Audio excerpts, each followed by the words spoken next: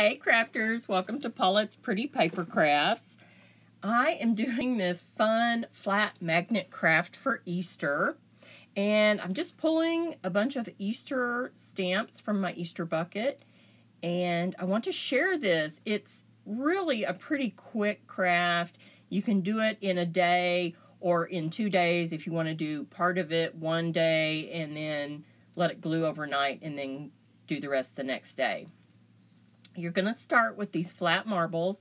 As of late, I've been able to find them at Michael's and at the $1 shops. So be sure and get more than what you think you're going to need, because about 5 to 6 marbles are not usable due to flaws. And then you're going to need some magnets. And I purchased mine at Walmart. These little 52 button magnets. They're around $3. And so is the E6000. I like to use it to glue my magnets on because I want them to be sure and stay secured to this marble. Now, I had lots of big plans. I wanted to make some tic-tac-toe games as well. So I didn't get to use these bunnies and these carrots, but these are all $1 stamps in my stash, and just figured out how to use them and make them fit under the marble. This chick is from Stampin' Up's A Good Egg. It's a retired set. And some things don't work like you think they're going to, so you really need to test them. This is a Craft Smart stamp from Michael's $1 bin. And I started out just coloring what would fit under the marble, and then I ended up realizing I could get another one out of this extra chick. So I'm going to start with some Memento ink and just stamp the portion of the stamp that I need.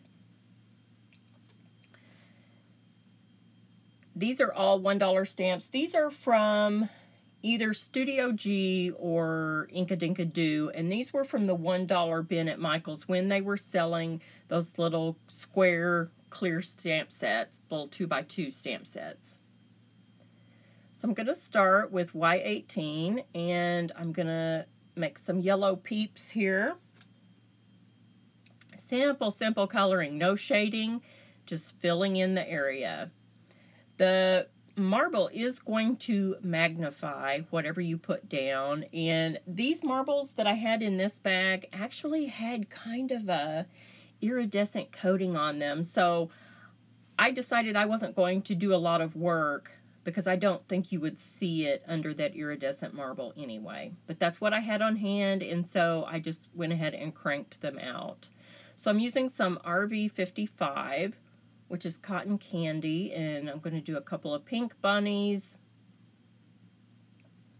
This marker doesn't seem to smooth out very well, so I ended up having to go over some of the areas. It's very floppy. I don't know. So then I'm going to use B32 for my blue bunnies. This is such a crisp blue compared to the other blues I have. I guess the other blues I have maybe a little bit of teal or yellow in them. And this one's really crispy. I love it. But it was a little difficult to blend too. Okay, now I'm going to take a black Sharpie, and this is Tuxedo Black, and put my little peep faces. I gotta tell you, I had to look them up to see what they look like, just to make sure that I was pretty accurate. Now I'm going to take this 1-inch Martha Stewart Punch and punch out my discs to go under the marbles.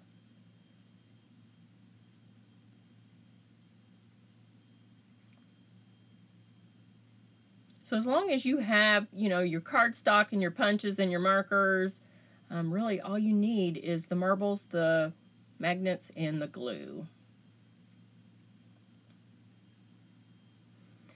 This little cake stamp is so cute, and I thought it would be really cute. It's got carrots on the top of the cake, but they weren't going to fit in that 1-inch circle diameter, so I just went ahead and just colored the bunnies, and then I'm going to color just a little section underneath them green to make it look like they're sitting on a little hill somewhere. And that is YG25. This is my favorite green. It's almost like the green in the Bic Market set, Margarita green, that I use up all the time. So I've colored those little green areas, and I'm looking because part of the carrot sticks up right there. That center carrot underneath that bunny sticks up just a little bit, but really once you get the marble on there, you don't see it. So, but it is included. So I was double checking my punch and the marble to see if that's how it worked out, and it is, so that's okay. So now I'm just going to take these die cut circles, and I like to work in these ice cream lids from Blue Bunny. And I'm going to use Glossy accents because it is acid free. It's not going to turn over time. It's going to remain clear. And if you get enough on your little piece of cardstock, it just seals everything.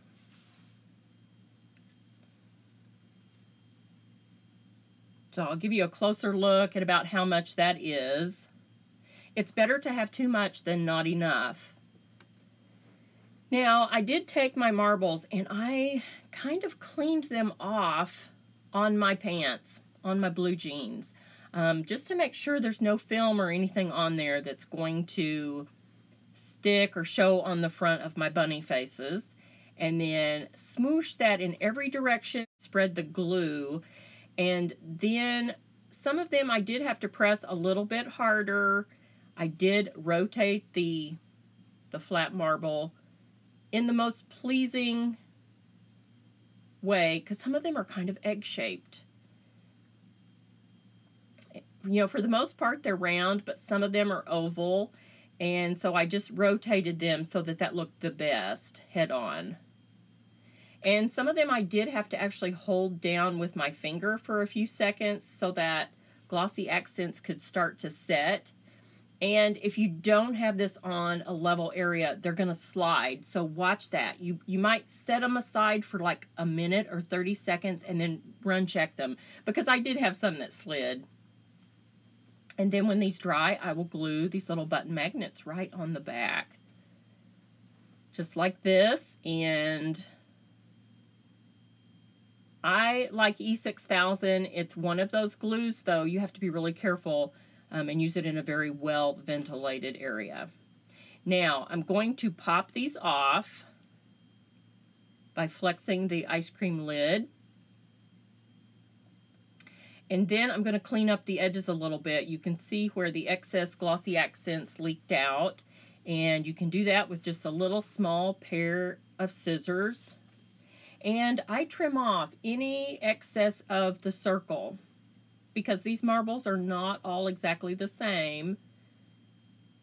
Some of them are a little bit bigger than the disc, and some of them aren't. And then some of your marbles slide a little bit on that piece of cardstock, and glue just to the right or just to the left a little bit, and you can clean that up, either with scissors or with the X-Acto knife. This particular one right here, I went back and looked at this after I was done. It wasn't glued all the way down, and I was able to sneak some more glossy accents underneath that. Now, I'm a thrifty crafter, and I've got this dead tube of E6000 where the glue dries in that tip, and I couldn't get it out the tip, so I just cut the top of my tube off. And then it sealed itself back up, and every time I want to use it, I just cut another edge, and I can squeeze some out and use a little knife and get some glue. Press these little buttons down really well. They kind of have a more flat side and maybe a more finished side. I tried to put the super flat side down, but you know what? They work either way. I did test them just because they looked a little bit different on both sides, and they will stick from both sides. So that's probably not a really big deal. I felt like one side did stick a little bit stronger than the other.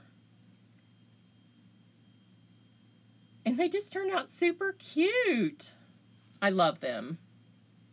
I hope everybody that I gave these to loves them as much as I enjoyed making them. I'll tell you though, I'm so funny. I'll go to people's house the next season and they'll have whatever I made for them out, and I'm like, oh, that's so cute. And then I'm like, Oh, yeah. I did that. So I'm so funny. Anyway, I hope you guys have a beautiful and very happy Easter. Thanks for stopping by Paulette's Pretty Paper Crafts.